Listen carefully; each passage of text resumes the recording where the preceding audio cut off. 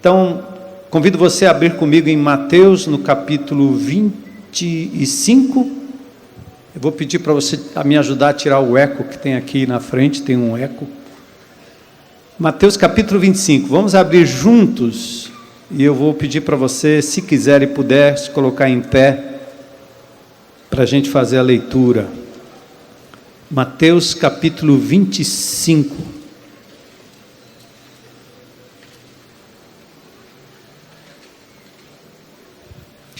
E nós vamos ler dos versículos 1 até o versículo 30.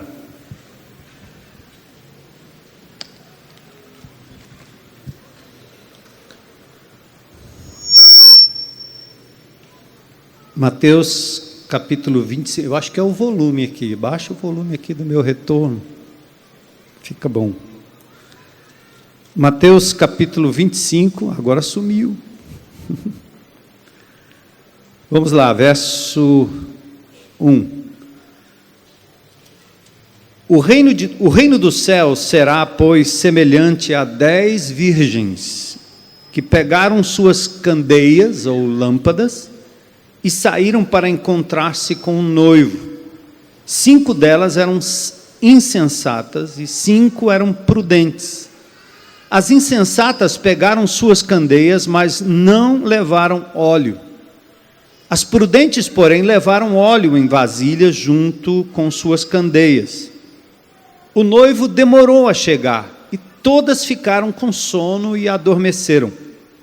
À meia-noite ouviu-se um grito: o noivo se aproxima, saiam para encontrá-lo. Então todas as virgens acordaram e prepararam suas candeias. As insensatas disseram às prudentes: deem-nos um pouco do seu óleo, pois as nossas candeias estão se apagando.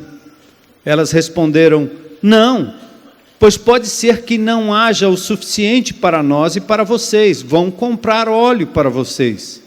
E saindo elas para comprar o óleo, chegou o noivo. As virgens que estavam preparadas entraram com ele para o banquete nupcial, e a porta foi fechada.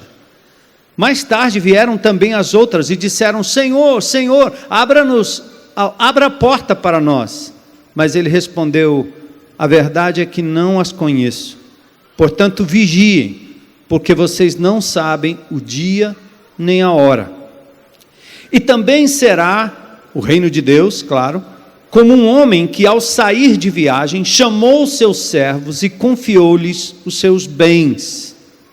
A um deu 5 talentos, a outro 2, e a outro 1, a cada um de acordo com a sua capacidade. Em seguida, partiu de viagem. O que havia recebido 5 talentos saiu imediatamente, aplicou-os e ganhou mais 5. Também o que tinha 2 talentos ganhou mais 2.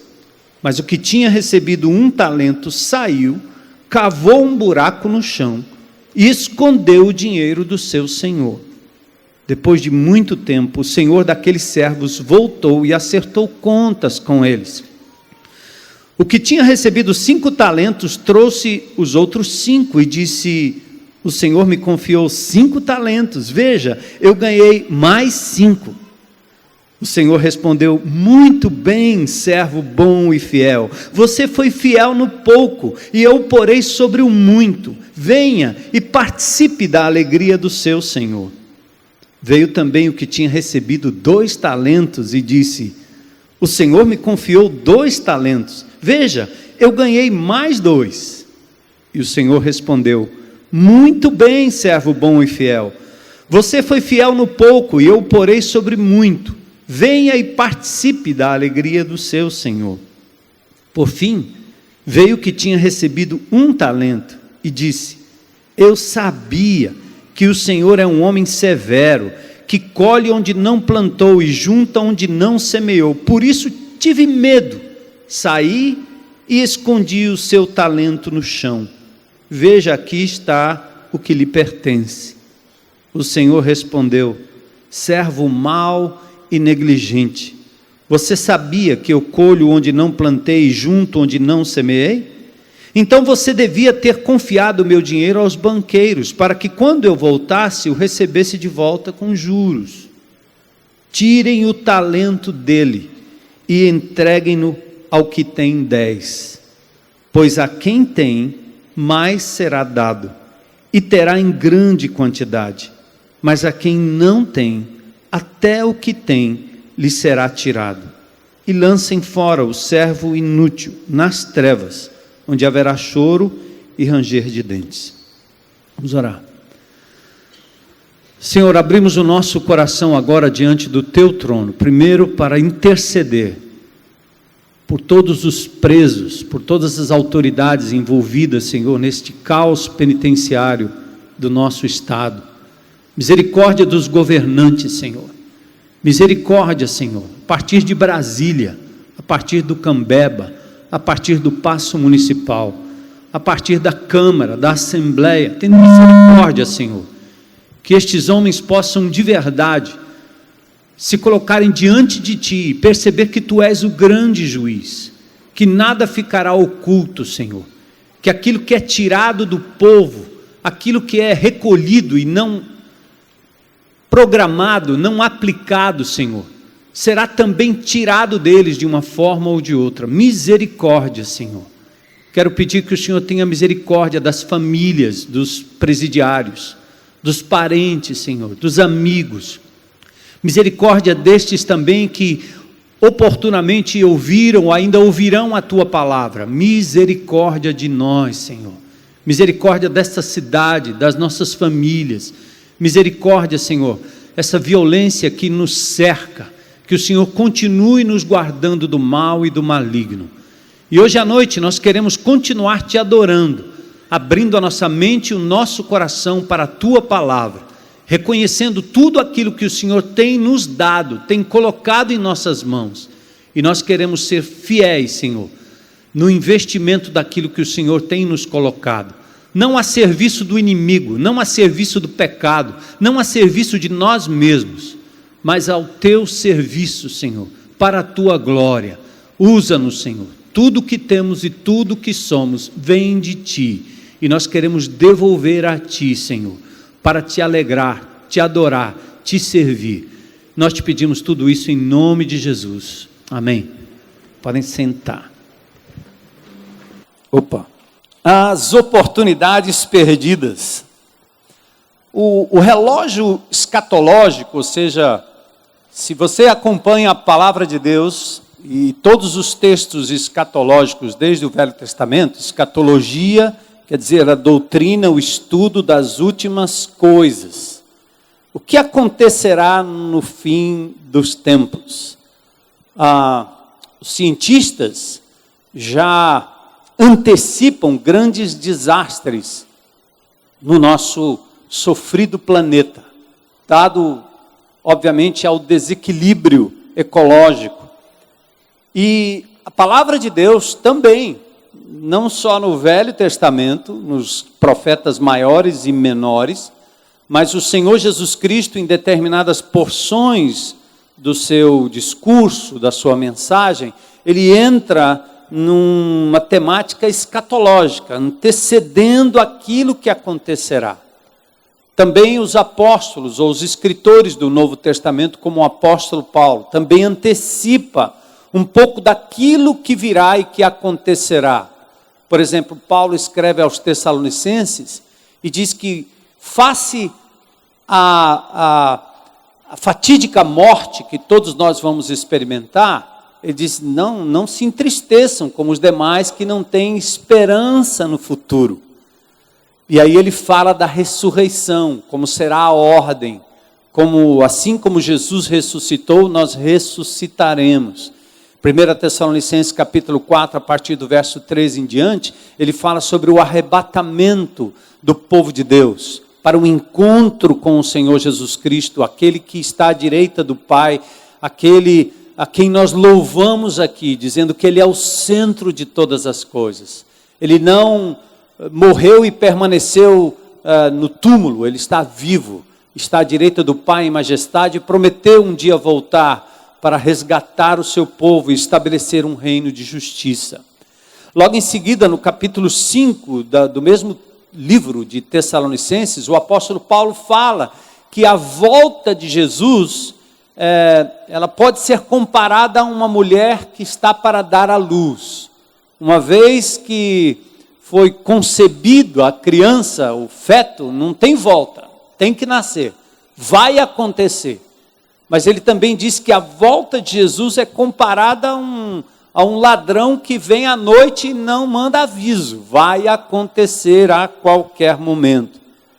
Então, o relógio escatológico aponta para dias piores, não dias melhores. Houve uma época que a Igreja Católica Romana, na virada do século XIX, século XVIII, na virada do primeiro milênio, segundo milênio, tinha uma visão muito otimista sobre a história, acreditando até que o reino milenar seria estabelecido aqui na terra, aquele reino anunciado em Apocalipse no capítulo 20, o grande milênio, o reino de paz, onde os animais conviveriam em harmonia, o homem e a natureza. Esse reino milenar está prometido, literalmente ou não, para quem assim crê ou não, mas esse reino milenar está prometido para um dia. Porém, antes disso, nós temos promessa de muita luta, de muita dor, de muita tribulação. Não tem alívio. Jesus disse, no mundo vocês vão ter aflições. No mundo vocês vão ter aflições. Ele diz, tem de bom ânimo. Então, o relógio escatológico aponta para uma piora, tempos de grande perseguição, tempo de grande iniquidade, tempo em que o amor iria esfriar, até dos fiéis, daqueles que são chamados cristãos, discípulos. Fala do amor à família, que também desapareceria num certo sentido, né? O amor, a fé de muitos, tudo isso tem a ver com a iminente volta de Jesus. São prenúncios, avisos, anúncios da volta de Cristo. E toda vez que a Bíblia fala em escatologia, aponta para o futuro, nunca é para que você saiba o dia que isso vai acontecer. Nem para que você fique só pensando nos desastres do Apocalipse. Toda vez que a Bíblia fala sobre o futuro, sobre a escatologia, ela tem uma finalidade muito simples. É fazer com que você seja hoje uma melhor pessoa diante de Deus. Que você tenha uma vida que aguarde por Jesus e a sua volta a qualquer momento. Que você viva uma vida de santidade. Isso está muito claro nas epístolas do Novo Testamento. Salomão, na sua sabedoria, lá em Eclesiastes 11, no verso 1, diz assim, atire o seu pão sobre as águas, e depois de muitos dias, você tornará a encontrá-lo. É um provérbio que diz assim, né? Você vai precisar de pão no futuro. Então, o que você está fazendo hoje com a sua vida, tem implicações para o futuro. Vocês imaginam, olhando para estes homens que são réus na Operação Lava Jato. É muito triste você olhar para um homem como José Dirceu, né? Ainda que a gente olhe e diz, é um adversário político, é o homem que maquinou tudo isso. Mas quando eu olho para aquele homem, eu penso em mim. Eu penso que triste fim de uma pessoa chegar no final da vida e aos 70 anos de idade ainda ter que cumprir mais 20, mais 15 anos num presídio. Mas o que aconteceu? Ele jogou sobre as águas algo que ele está colhendo agora. E muitos outros vão colher. Sejam jovens, sejam adultos, sejam políticos, não políticos. O que nós estamos plantando agora, num certo sentido, nós vamos acabar colhendo no futuro. No verso 6 de Eclesiastes 11 diz, plante de manhã a sua semente, e mesmo ao entardecer, não deixe suas mãos ficarem à toa, pois você não sabe o que acontecerá, se esta ou aquela produzirá, ou se as duas serão igualmente boas. Então, não durma no ponto. Pense no investimento da sua vida, no seu tempo. A hora é agora, o tempo é esse. Provérbios 10, 5. Aquele que faz a colheita no verão é filho sensato, mas aquele que dorme durante a ceifa é filho que causa vergonha. Eu vi um áudiozinho do meu neto, e ele dizia assim: pai, eu quero trabalhar para ganhar dinheiro, para comprar muito bombom. Só tem 5 anos, né? Eu disse, aleluia. Finalmente um varão que está pensando em trabalho, né? E não em Bolsa Família, né? Ou ficar às custas do pai e da mãe durante anos, né? Já entende que o bombom pode ser adquirido como fruto do trabalho. Achei legal isso, né? Então, o provérbio está dizendo assim, cara, se você quiser colher algo no futuro, não fique com as suas mãos remissas, parado na ociosidade, né? Jeremias lamenta a falta de senso dos homens e das pessoas que não conseguem entender e fazer uma leitura dos tempos, do momento que a gente está vivendo. Essa crise tem que nos levar a lições preciosas de enxugamento do nosso orçamento, da nossa vida, de simplicidade, de ter 2 ao invés de 5, de ter 1 ao invés de 10, de repartir com o outro, de ser solidário com o outro. É um momento de muita austeridade, mas é um momento de muita dependência de Deus. Lembram da semana passada, o deserto? Para que serve o deserto? Para nos provar, né? A gente é conduzido por Deus para o deserto exatamente para que a gente possa ser provado e sairmos ali melhores e não querendo voltar aos tempos antigos. Jeremias 8:7 diz, até a cegonha no céu conhece as estações que lhes estão determinadas, e a pomba, a andorinha e o tordo observam a época de sua migração, mas o meu povo não conhece as exigências do Senhor, ou os tempos determinados pelo Senhor. O que Deus está dizendo aqui através do profeta é que até os animais sabem a época de fazer o ninho, sabem a época de migrar para um outro lugar, sabem a época da reprodução, as tartarugas e as aves, a migração, as baleias. Parece que os animais são muito mais sintonizados com a natureza divina, com o tempo e com a época, e os seres humanos parecem não perceber.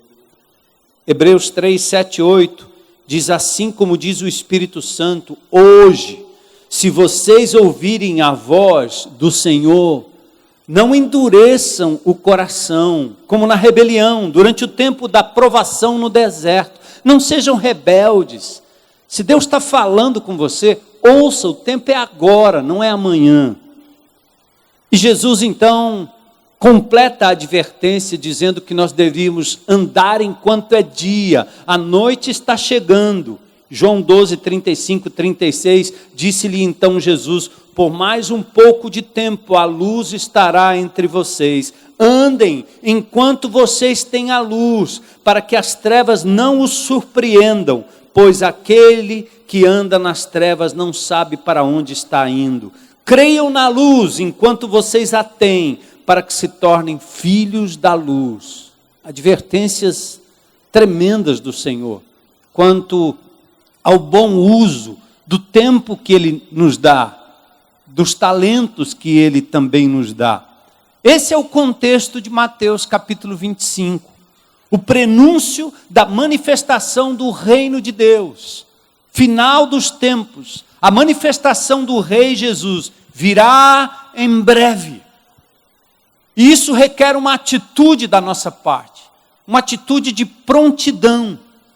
E ele então usa 2 parábolas para ilustrar essa prontidão. A primeira parábola é a parábola das virgens, é a prontidão da espera. Faça provisão do óleo. Não saia por aí sem a provisão, sem ter, é como você ir para uma viagem longa sem saber onde tem posto e ir só com um quarto de tanque no seu carro. Não faça isso, provisione. E aí, nos versículos 14 a 30, que é o nosso foco hoje, ele fala sobre os talentos. Não só a prontidão na espera, porque o noivo voltará a qualquer momento, mas a prontidão no servir. no que nós estamos fazendo com aquilo que Deus nos deu, além da vida, os talentos. O prenúncio do fim, os dias difíceis, as tribulações que se avolumam e a promessa do retorno de Jesus não podem nos levar a um marasmo, a um desânimo, a indolência, uma indiferença, que às vezes nos faz parar de servir só porque tudo está piorando ou tudo será destruído repentinamente.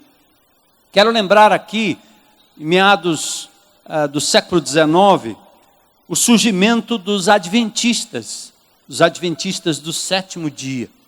Eles, uma outra religião diferente da nossa, tem crenças diferentes daquilo que nós cremos, alguns consideram uma seita, dado ao fato de que a salvação não é só através de Jesus, mas também no cumprimento do sábado, como uma imposição para a salvação. Mas por incrível que pareça, os adventistas surgiram por volta do ano 1800 e pouco, 1840, através de um pastor batista chamado Guilherme Miller. Ele era um pastor batista e ao ler o livro de Daniel, no capítulo 8, ele começou a fazer somas e números e ele chegou à conclusão que o mundo se acabaria no dia 21 de março de 1843, ou seja, ele profetizou que Jesus Cristo voltaria no dia 21 de março de 1843. E ele era um pastor tão influente, aliás, ele não está sozinho nisso, porque eu conheço alguns líderes religiosos do nosso meio aqui, que antes da virada do milênio, lembra? Do ano 2000, profetizaram também, muitos crentes embarcaram nessa história, de que o mundo ia acabar, estava no dia, marcaram o dia, e a Bíblia diz, não vos compete conhecer tempos ou épocas. Não ouça essa história. Mas esse pastor batista saiu pregando que o mundo acabaria em 1843, no dia 21 de março. E o que aconteceu? O povo que embarcou na história dele, começou a vender tudo, dar tudo, se desfazer de tudo, e se vestiram de branco e foram para uma montanha aí qualquer, para Guaramiranga. Já pensou? O mundo vai acabar no dia 1º de julho de 2016, certo? Aí você diz, cara, vai acabar? Então eu vou aproveitar tudo que eu posso aproveitar, eu vou fazer todas as dívidas do mundo, né? Você tem várias reações, né? Como é que você reagiria se fosse acabar no dia 1º de julho?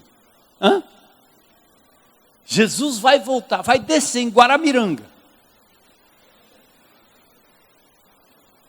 Ora, o povo fiel naquela época, fiel à pregação desse pastor, o que fez? Vendeu tudo. O povo saiu vendendo tudo, pararam de trabalhar. Puxa, eu não preciso pagar mais minhas dívidas. Meu cartão vai vencer, mas que se arrebente aí o cartão de crédito, Visa, Credit Card, não quero saber. Já pensou? Meu carro está quitado. Agora pronto, não vou precisar nem de carro. Imagine a atitude. Começaram a parar de trabalhar, largaram tudo, largaram as casas, deram tudo, doaram tudo, largaram tudo e foram para uma montanha esperar Jesus voltar. No dia 21 de março de 1843, o que aconteceu? Jesus não voltou, como eles esperavam. Aí esse pastor marcou um outro dia, foi errado o cálculo, aí ele marcou outro dia. E o povo ficou esperando ainda, bom, ele errou o cálculo aqui, mas pode ser uma questão do período, do tempo, da interpretação. De novo, não voltou. Finalmente, esse pastor, por ser um homem de um certo caráter, ele acabou reconhecendo que estava tudo errado, pediu perdão até aí, imagina o prejuízo. Só que alguns discípulos dele decidiram levar adiante esse assunto e dar um remendo à história.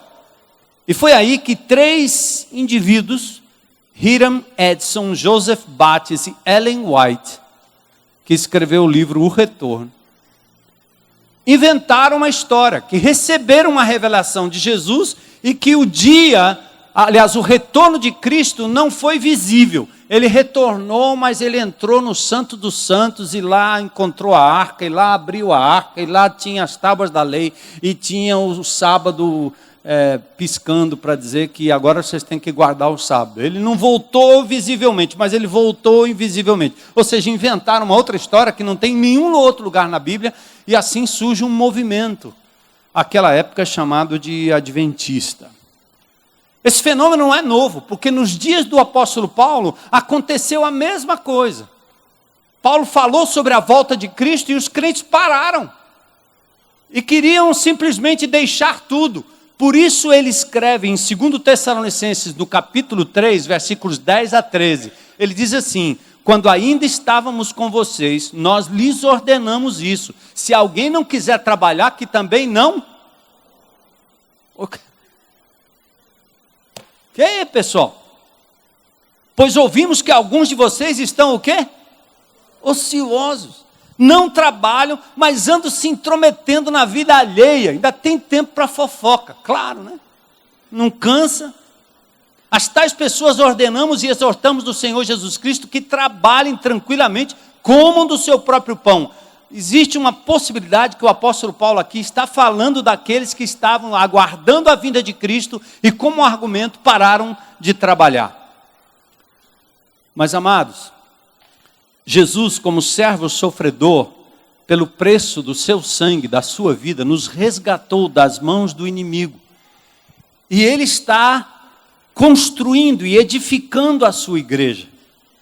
No dia que o último formador desta igreja se converter, claro, ele voltará. Mas ele nos deixou aqui com uma incumbência. Ele nos deixou aqui em território inimigo, guardados pelo Espírito Santo, com a incumbência de servi-lo, de levar adiante o seu reino. E ele nos deu tempo, talentos e tarefa, a cada um de nós. Nós não estamos aqui à toa. Talento, tempo e tarefa. Esta parábola é a ilustração do reino de Deus. Verso 1. O reino dos céus será, pois...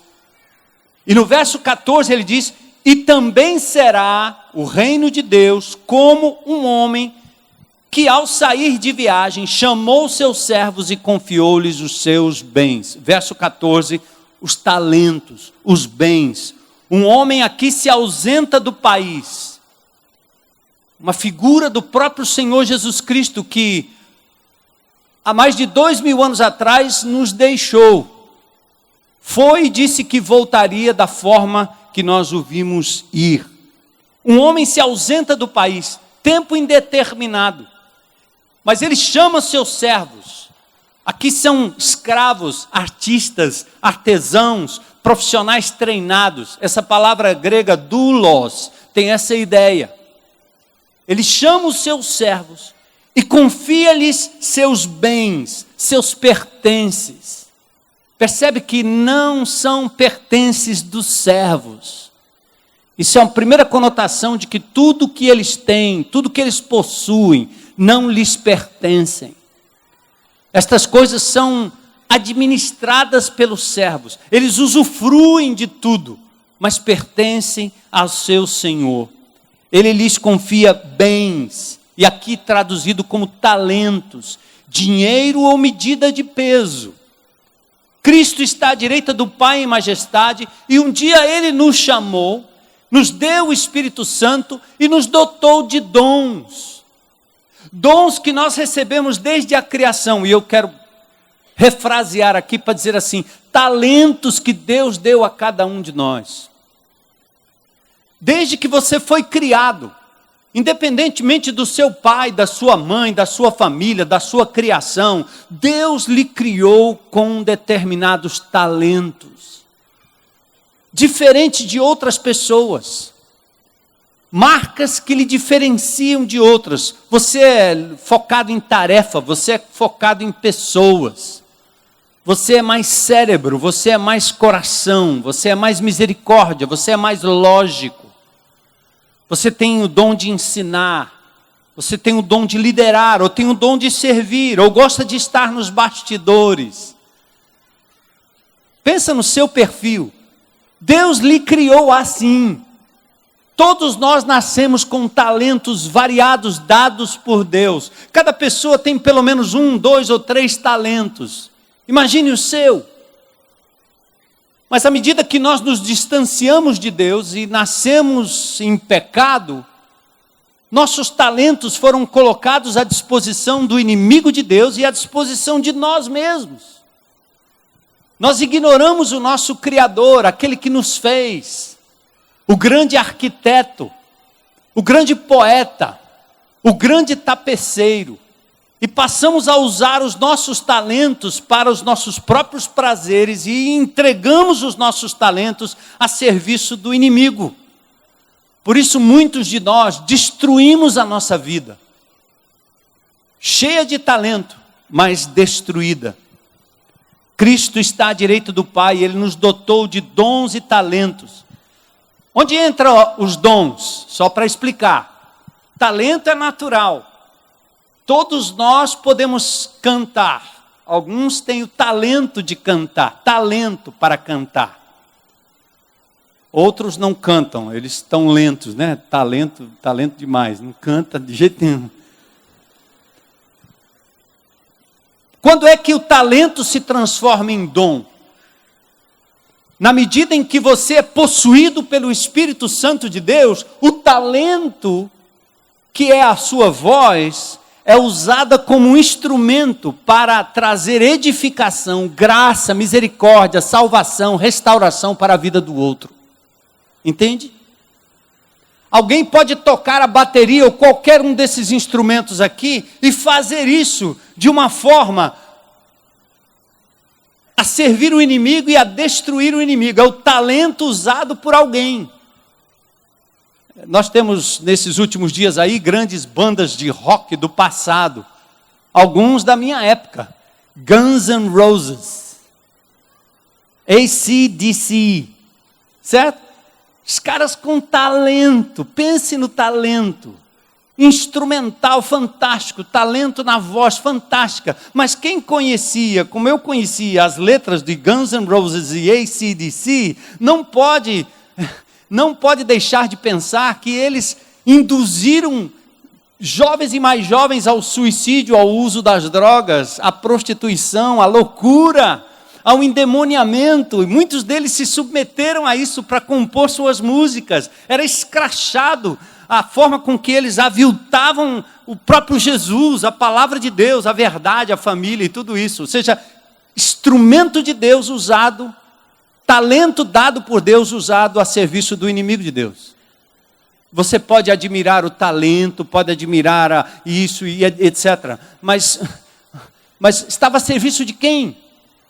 Quando uma dessas criaturas um dia tem um encontro pessoal com Jesus, como muitos artistas que você sabe, o que acontece? Aquele talento colocado a serviço do inimigo passa a ser um dom usado pelo Espírito de Deus para a edificação da igreja de Jesus, para a salvação de almas perdidas. Eu me lembro anos atrás, lá no 7 de setembro, né? Eu fiz um apelo e pessoas vinham à frente. E eu estava aqui fazendo um apelo e normalmente eu não estou prestando atenção se foi o Zé, o Pedro, o João ou o Tiago. Aí umas meninas vieram logo dizer assim: pastor, o Carlos Hilmar, o príncipe pop do forró, se converteu para o Carlos Hilmar. Eu disse: ué, o que você quer que eu faça? Meu? E daí, Carlos Hilmar? Quem é Carlos Hilmar? Sei lá quem é Carlos Hilmar. Mas era o príncipe pop do forró. Imagine o cara se convertendo. Ela queria que eu descesse, pedisse um autógrafo para ele, desse o microfone para ele cantar um forrozinho santo, né não?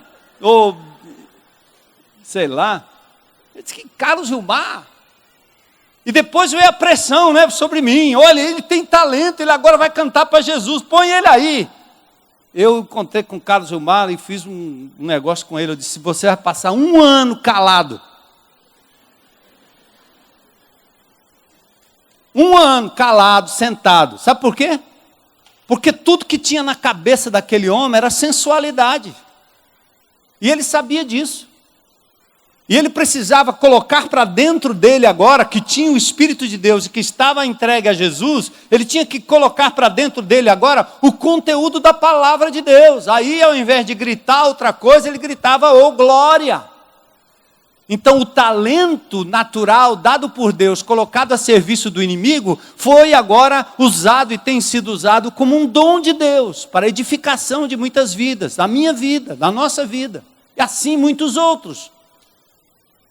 Como o nosso Orlando e a sua sanfoninha. Então, amados, você percebe isso? Por que Deus colocaria habilidades naturais, talentos, recursos e oportunidades nas suas mãos? Você poderia alegar que não é tão capaz quanto os demais. E preste atenção aqui, eu não estou falando agora dos doutores, dos inteligentes, dos que têm diploma, dos que são artistas naturais, professores. Eu estou falando com você agora. Que talvez durante toda a sua vida foi preterido, foi colocado numa posição em que você achava que era inútil. Seu pai, sua mãe, seu irmão, todo mundo lhe achou que você era um imprestável, um inútil. Talvez você nasceu lá na periferia, como eu nasci na periferia, lá da Zona Norte. Eu tinha que ouvir meu pai e minha mãe dizendo, você é capaz. Porque tudo que eu tinha era exatamente o contrário. Então você deve compreender que Deus colocou você no mundo com talentos para serem usados para a glória dele.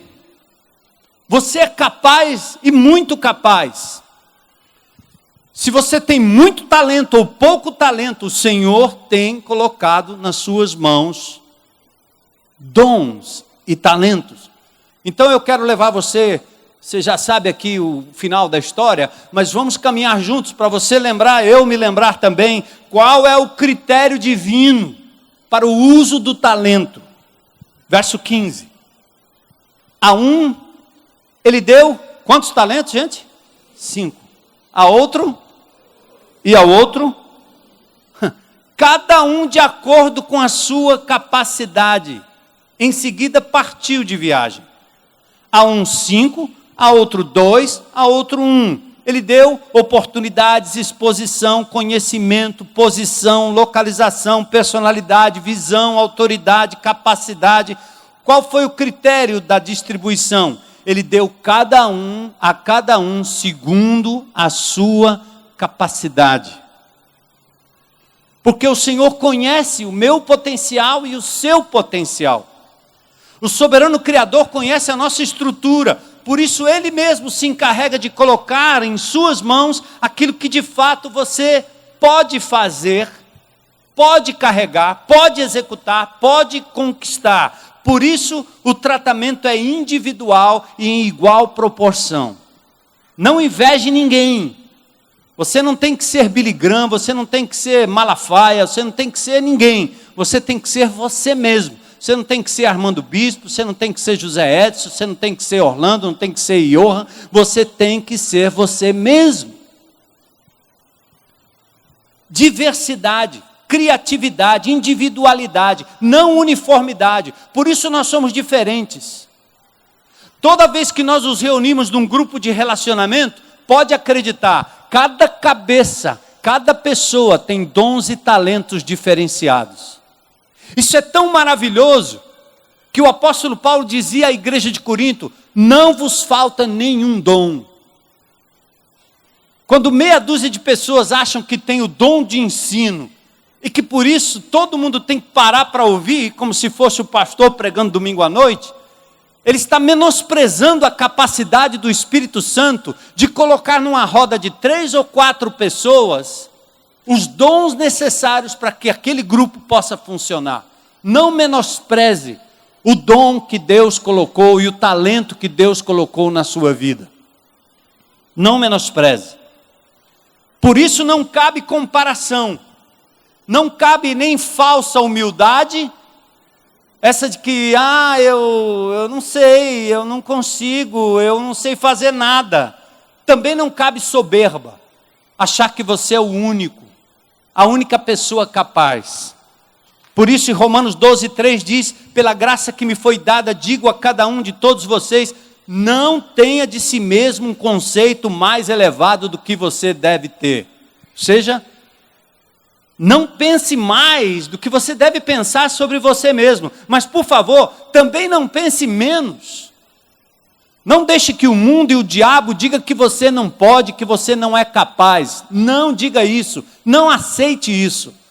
Porque Deus colocou na sua vida potencial, talento, capacidade.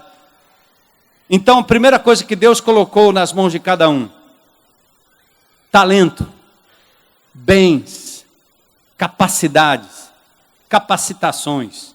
E no verso 15, Ele deu a cada um de nós aqui, como deu àqueles servos, um determinado tempo. Pensa aí, gente.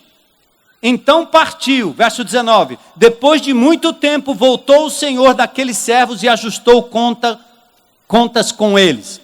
O tempo é igual para todo mundo, 24 horas.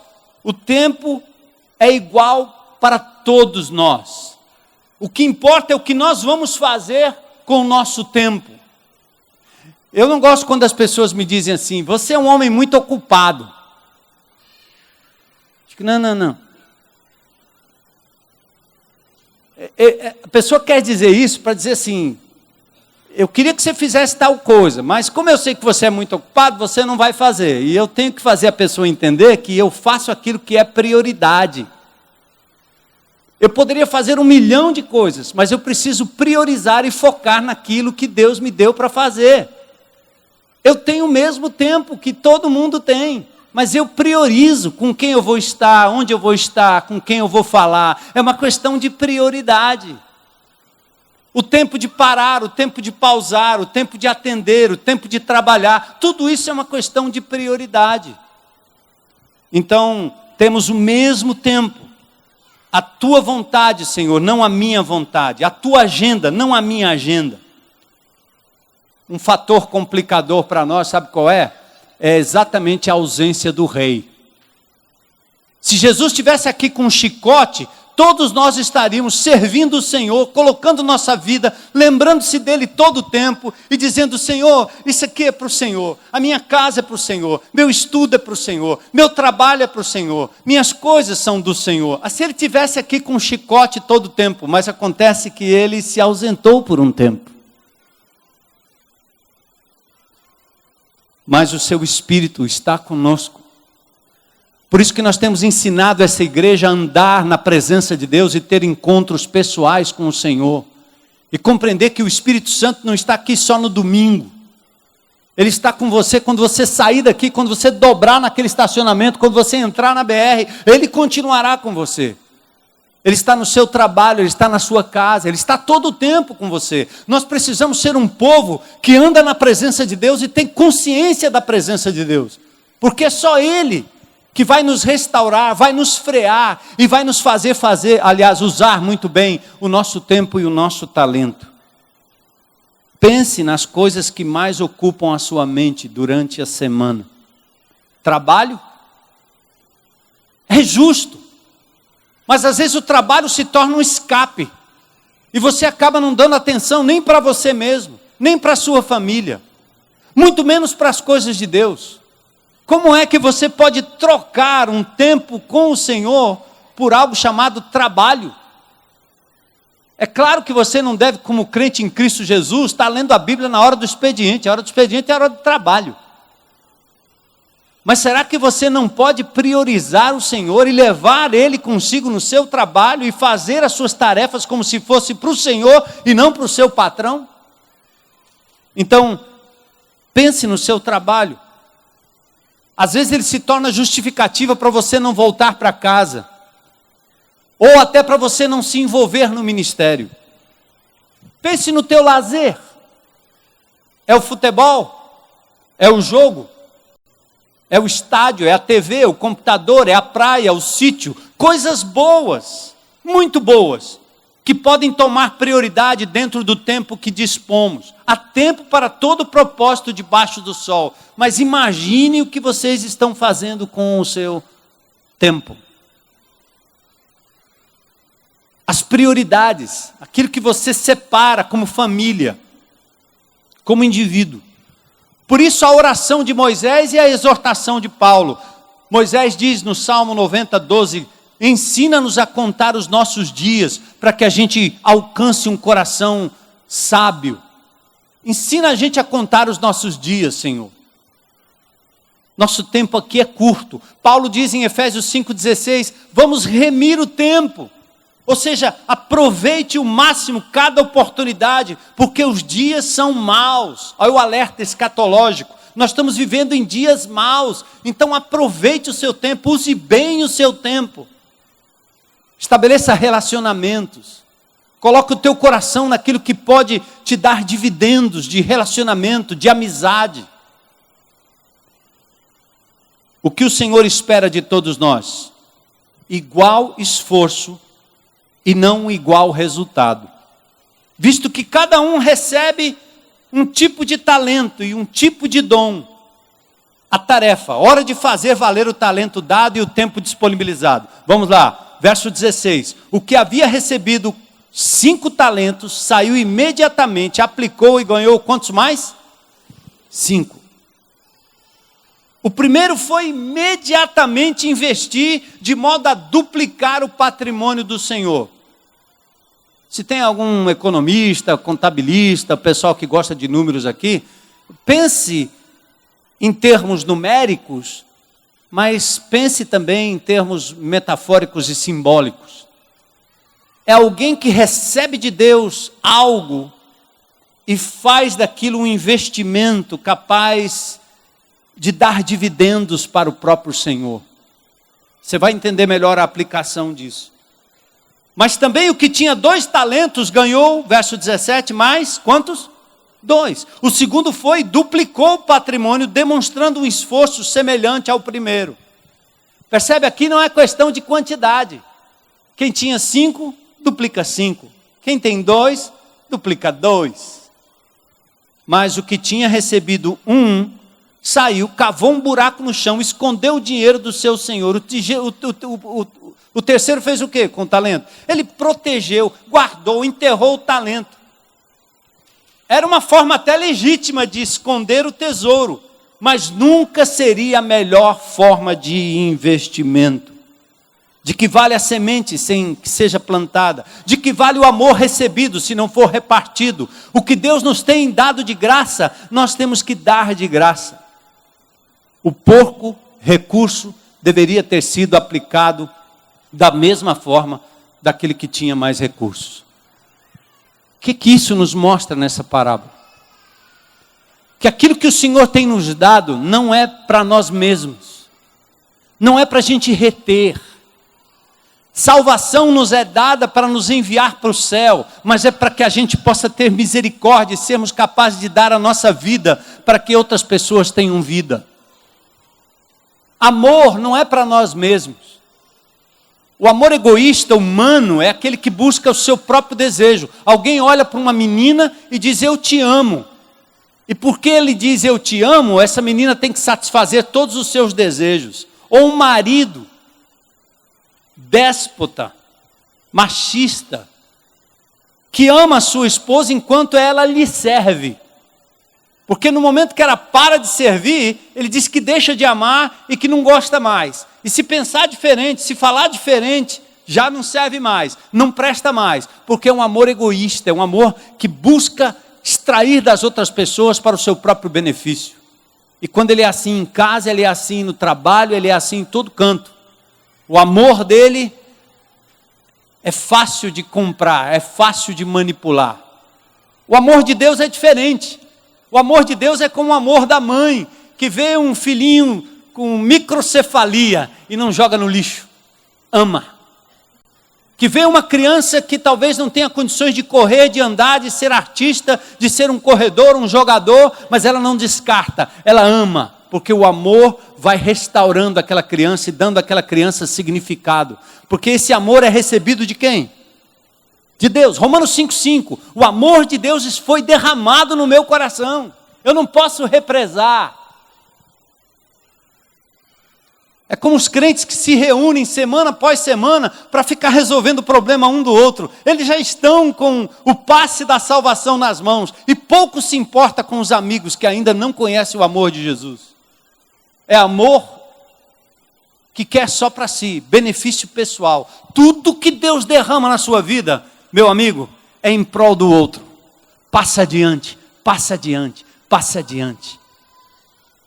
Eu me lembro, anos atrás, nós tivemos que demitir alguém que trabalhava aqui, que era técnico nesse negócio de eletrônica, e como eu sou formado em eletrônica também, eu sabia mais ou menos do que estava acontecendo. Eu disse, eu quero um técnico aqui, para nos ajudar com os equipamentos. Mas eu quero um técnico que seja capaz de treinar outros. Ele disse, não, nessa profissão aqui nós não fazemos isso. Porque nós aprendemos os segredos e as manhas, e a gente não repassa isso. Então eu disse, demite. Não serve. Aqui só serve aquele que ganha, aquele que cresce, aquele que é maior, é o indivíduo que sabe e repassa, que tem prazer em ver os outros sabendo o que ele sabe e indo muito além. Nós não fazemos isso porque nós somos medrosos, porque nós temos medo de sermos preteridos, de sermos deixados de lado. Você precisa buscar esse senso de valor e de segurança em Deus, em Jesus. Reparta e você vai ver. Dai e ser-vos-á dado. Olha a medida de Deus. Está ouvindo, povo de Deus? Não é a lógica humana, não é a lógica partidarista, não é a lógica do pós-modernismo, não. A lógica divina é outra. Reparta até o pouco que você tem e você vai ver como o Senhor lhe abençoa. Distribua, dê. Primeiro reconheça que você tem recebido de Deus. Então, veio o acerto de contas, né? E aí, eis aqui outros 5 talentos que ganhei. Sem arrogância, sem presunção. Jesus adverte. Aquele indivíduo, aliás, ele não adverte, ele reconhece e diz, muito bem, servo bom e fiel, foste fiel no pouco, sobre o muito te colocarei, entra no gozo do teu Senhor. Fiel no pouco, é colocado sobre o muito. Quando a gente fala em oferta, né, me permita usar esse termo, porque dinheiro é uma coisa simples. Às vezes você pensa assim, eu ganhei 10 reais. 10 reais. E você diz, eu vou ofertar R$1. Aí você pensa, não. R$1 não vai fazer diferença nenhuma. R$1 paga o quê aqui? Aí você diz, não, isso não vale nada. Vale muito. Se Deus coloca 1 milhão, se Deus coloca 100 mil, se Deus coloca 10 mil nas suas mãos, Ele quer que você seja fiel, proporcionalmente àquilo que você recebeu nas suas mãos. Quando eu me converti, eu ia na casa do meu pastor Renato Volpe, a dona Azul, esposa dele, ela dizimava as compras que ela fazia, ela separava e dizia, isso aqui eu estou separando para doar, para dar, para devolver ao meu Deus, e ela fazia isso ajudando outras pessoas. Aquilo me encantou demais. Coisas pequenas, coisas poucas, mas que mostravam o coração fiel. Jesus diz, servo bom e fiel, preste atenção. Você foi fiel no pouco, vou te colocar sobre o muito. O segundo fez a mesma coisa. Aqui tens outros 2 que ganhei, mais 2 e não mais 5. O esperado era que o talento colocado nas tuas mãos é isto que deve ser multiplicado, não o do outro. O Senhor reconhece o caráter que produziu o mesmo resultado do primeiro servo. E o terceiro, receoso, esconde na terra. Esse não investiu, não produziu nada em prol do reino e do seu mestre. Não perdeu o talento. Aliás, ele não perdeu o talento, não jogou fora, mas simplesmente não investiu. Você é crente há muitos anos, conhece a Bíblia, e não coloca o talento que Deus colocou nas tuas mãos em prol do reino, para multiplicar, para alcançar outros, para abençoar outros. E aí o Senhor ainda tem que ouvir a desculpa, a falta de intimidade com os propósitos de Deus. O servo tem uma visão errônea do seu Senhor. focou no rigor divino como uma desculpa para não se arriscar, para não fazer o que Deus queria. Tudo que aprendemos precisa ser repassado. E a consequência da negligência, versículos 28 a 30, as recompensas do servo mau e o princípio genérico. Verso 28, aquele que tinha um talento que não foi multiplicado, foi tirado dele e entregue àquele que tinha 10. Apesar do rendimento, o servo podia ficar com tudo. O servo infrutífero demonstra seu caráter, servo mau e negligente, maldade e negligência. Pois a quem tem, verso 29, tem aí para a gente olhar, para a gente encerrar por aqui. Verso 29, vamos comigo, gente? Pois a quem tem, mais será dado, e terá em grande quantidade. Mas a quem não tem, até o que tem lhe será tirado. O que tem é aquele que multiplicou, produziu, reproduziu. Aquele que não tem é aquele que recebe de Deus o talento e guarda. Recebe amor e não ama. Recebe perdão e não perdoa. Recebe misericórdia e não consegue ser misericordioso com alguém. Recebe de Deus gentileza, recebe de Deus inteligência, mas não aplica para o bem do outro. Recebe de Deus talento, recebe de Deus bens, recebe de Deus dinheiro, recebe de Deus uma série de coisas na vida, mas ele não coloca a serviço do reino de Deus. Ele não coloca, ele guarda para si. E o resultado é esse aqui. A declaração é radical, indica fé sem obras é morta. Com isso, a negligência pode representar um desconhecimento ou uma negação do próprio Senhor, quem tem essa atitude, porque ele guarda para si e o Deus dele é ele mesmo e os seus bens. Ele é apegado àquilo, ele não investe no reino de Deus. Ele multiplica para a sua própria sobrevivência, para ter mais, para guardar mais, para deixar mais, mas jamais para investir no reino de Deus.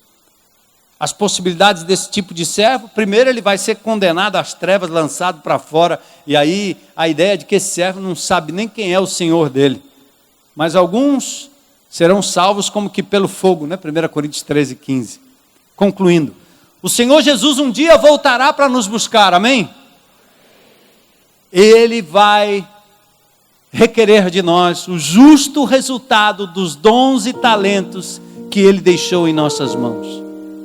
A uns, muito, a outros, pouco, mas ninguém ficou sem algum dom. O Espírito garante a capacitação da graça para amar como Jesus amou, doar como Jesus doou, servir como Jesus serviu. Então, se o acerto fosse hoje, qual seria o seu dividendo? Se for na semana que vem, dá tempo. Dá tempo. Examine o que Deus tem colocado nas suas mãos. Primeiro, dedica a Ele. Por favor, não diga que foi o seu braço, a sua mente, sua inteligência que te levou onde você está, que te fez conquistar o que você conquistou. Entregue isso a Ele e diga: Senhor, usa para a glória do Teu nome. Eu não quero ser negligente, eu não quero guardar para mim mesmo.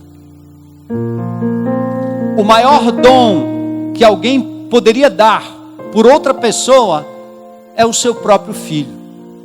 E Jesus foi esse filho, dado por Deus, seu único, precioso filho, que não merecia nenhum arranhão, foi dado, foi entregue à morte, porque Deus me amou, lhe amou, nos amou.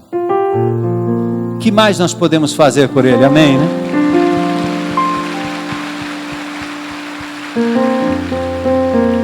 Davi, eu acho que eu guardei esse salmo para a minha vida já desde muito tempo, né? Que darei eu ao Senhor por todos os benefícios que me tem feito? Meu Deus, tudo é teu. Amém? Então vamos colocar no altar de Deus a nossa vida, né? Dizer: Senhor, usa-nos. O Senhor me deu talento, o Senhor nos deu um tempo e nos deu uma tarefa. amá-lo, amar uns aos outros, amar o perdido, servir, exercer compaixão, ajudar pessoas, fazer com que outros cresçam e evoluam. E quando eles disserem assim, muito obrigado, você diz assim, agradeço a Jesus, Ele me deu de graça, estou repassando para você. E eu queria, enquanto a gente está aqui como igreja orando, pedir que você continue aí em oração. Eu quero só perguntar se tem alguém aqui hoje à noite que gostaria de entregar não seus bens, mas a sua vida, para dizer, Jesus, eu quero me entregar como um sacrifício vivo, santo, agradável a Ti. Quero hoje à noite dizer, Jesus, toma a minha vida, toma meu futuro, toma o que eu tenho, o que eu sou. Eu me entrego e aceito Jesus como meu dono, meu Senhor, meu Salvador. E deixar Ele usar os talentos que Deus tem lhe dado, que Ele tem lhe dado para a glória do Seu nome. Tem alguém aqui publicamente que gostaria de dizer, hoje à noite eu quero entregar minha vida a Jesus? Amém, amém, amém, amém, amém, amém. Glória a Deus. Tem mais alguém hoje à noite para dizer, hoje é meu dia, eu quero entregar minha vida a Jesus? Entrega pública, entrega aberta, né? Daquele que um dia virá para nos buscar. E Ele quer usar tudo que Ele já tem lhe dado como talento, como um dom, para abençoar outras pessoas e proclamar o reino dEle. Vamos ficar em pé? E a gente vai... Quero convidar você que entregou sua vida a Jesus a vir aqui à frente. Quero lembrar que vocês estão convidados para fazer parte do EPL. O tema é tão impactante que você poderia até convidar amigos não evangélicos para o sábado, porque nós teremos aqui homens de Deus com muito talento nessa área de generosidade em todos os aspectos do mundo corporativo, a igreja de Jesus, individualmente. Então, passa lá no final do stand e faz a sua inscrição. Amém? Vamos lá.